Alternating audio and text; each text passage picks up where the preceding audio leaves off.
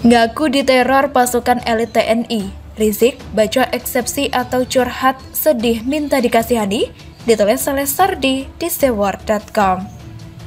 Ada eksepsi lain yang dibacakan oleh Rizik selain menyeret nama Menko Polhukam Mahfud MD dan ancaman kepada polisi dan jaksa agar segera bertaubat atau akan kena azab. Rizik ini merasa seperti penjual azab. Bisa seenaknya memberikan azab dan mendoakan orang lain dengan sumpah serapah hingga caci maki mengerikan. Eksepsi yang dimaksud adalah Rizik menuding adanya teror di kediamannya di Petamburan oleh pasukan elit TNI seusai acara pernikahan anaknya dan maulid. Selain itu, dia juga menuduh Pangdam Jaya Majen Dudung Abdurrahman menantang perang Front Pembela Islam atau FPI. Petamburan tempat tinggal saya didatangi oleh pasukan Kopsus TNI atau Komando Operasi Khusus TNI yang terdiri atas 3 pasukan elit TNI yaitu Kopassus Angkatan Darat, Marinir Angkatan Laut, serta Paskas Angkatan Udara. Pasukan Kopsus ini tidak bergerak kecuali dengan perintah Presiden. Demikian bunyi eksepsi tersebut. Kedatangan Kopsus di Petamburan walaupun hanya lewat sambil berhenti sebentar di mulut gang markas besar FPI, tapi sempat menakutkan warga. Ini adalah teror untuk saya dan keluarga serta para tetangga saya di Petamburan, kata Rizik. Ini eksepsi atau curhat mewek minta dikasihani. Lagian lucu amat. Bukankah kelompoknya yang paling sering bikin teror, sering sweeping seenak jidat, suka intimidasi kelompok yang tidak mereka sukai. Bahkan, dalam beberapa kali kesempatan mereka lakukan persekusi. Ini lebih dari teror, dan berulang kali tanpa diseriusin oleh pemerintah dulu. Mereka ini jarang pakai logika, nalar hilang, otak entah gimana, hanya bermodalkan fanatik buta terhadap Rizik. Rizik suruh ngapain aja, mereka lakukan tanpa pakai otak untuk berpikir.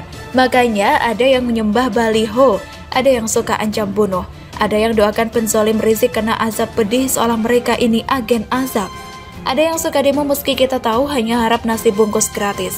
Ada yang anarkis, ada yang bahkan saking gilanya teriak-teriak maki-maki. Beragama tapi kelakuan mirip preman. Ngaku religius tapi tingkah menakutkan. Sok suci tapi sebenarnya parasit yang merugikan persatuan bangsa.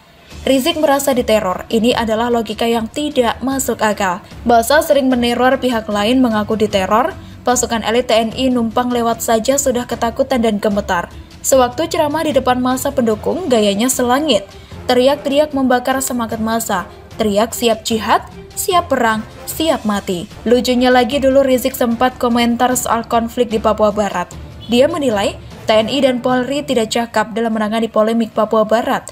Lalu, dengan bedanya dia mengatakan bahwa dirinya berpengalaman perang di Ambon dan Poso. Dan oleh sebab itu dirinya memberi peringatan soal Papua.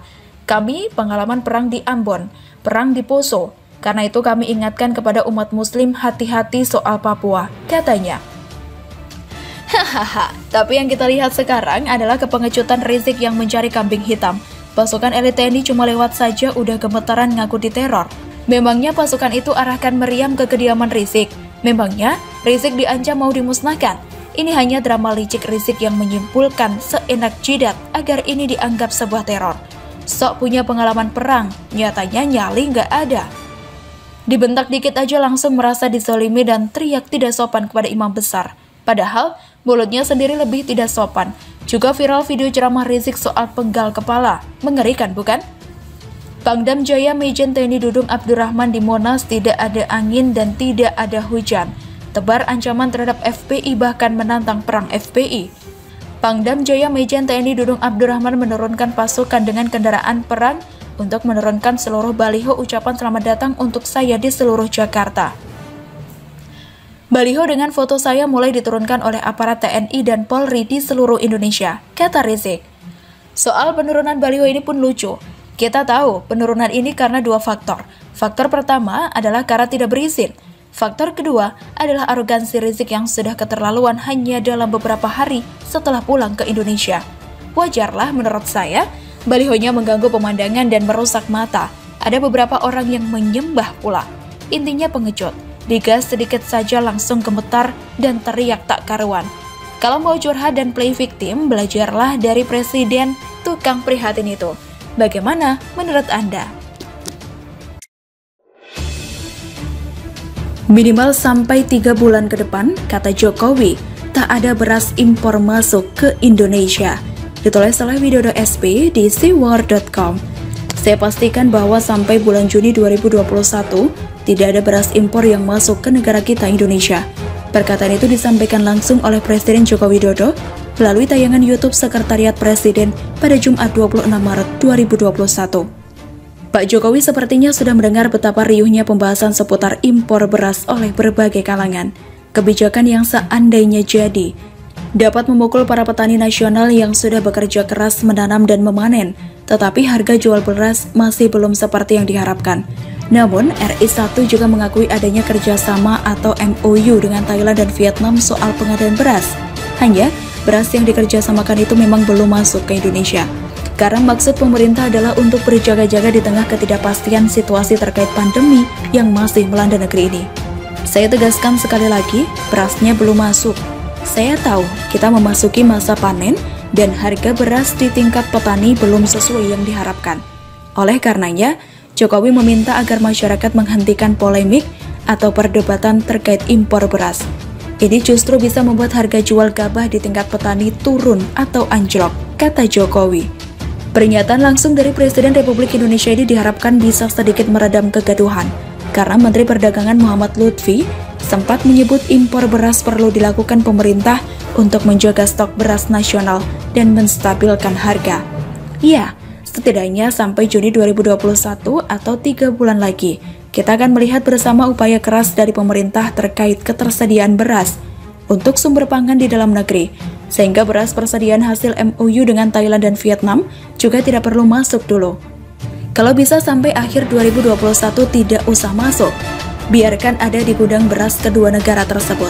Apalagi sebentar lagi, jika cuaca tidak berlangsung ekstrim, kita akan mulai memasuki akhir musim penghujan dan berganti dengan musim kemarau. Diharapkan hasil panen akan lebih maksimal. Juga, harga jual yang ideal dapat dirasakan manfaatnya oleh para petani.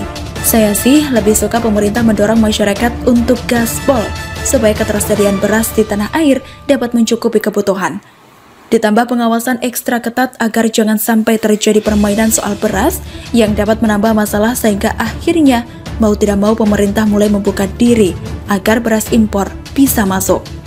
Saya yakin dengan iktikat baik ditambah keseriusan dalam bekerja sama antara pemerintah dan berbagai pihak terkait, urusan ketersediaan beras untuk stok pangan dalam negeri masih cukup.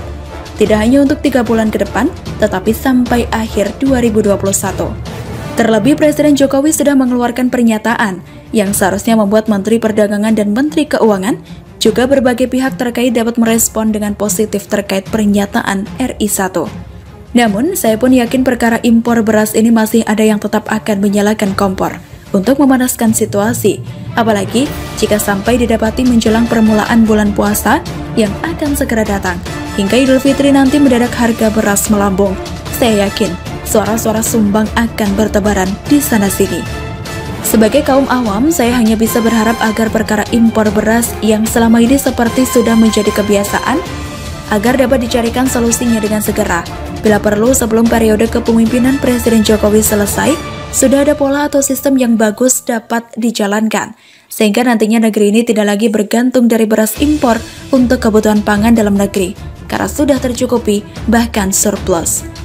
Kalau ini bisa terwujud, maka nantinya Presiden penerus beliau tinggal ongkang-ongkang kaki saja, alias hanya perlu melanjutkan sistem yang sudah berjalan dengan baik. Meski tentunya kelak juga akan bergantung seberapa kuat kepemimpinan, kontrol, dan pengawasan supaya sistem yang sudah terbangun dengan baik tidak auto ambyar. Apalagi jika semisal nanti Presiden penerus Pak Jokowi lantas bertindak aneh-aneh sehingga swasembada beras akhirnya kembali menjadi impian di siang bolong. Bisakah hal itu terwujud pada periode kedua Pak Jokowi sebagai Presiden? Ataukah sebaliknya? Karena satu dan lain hal, maka kebijakan impor beras akhirnya kembali menjadi pilihan karena tak ada cara lain untuk mencukupi kebutuhan beras nasional. Emboh, begitulah kura-kura.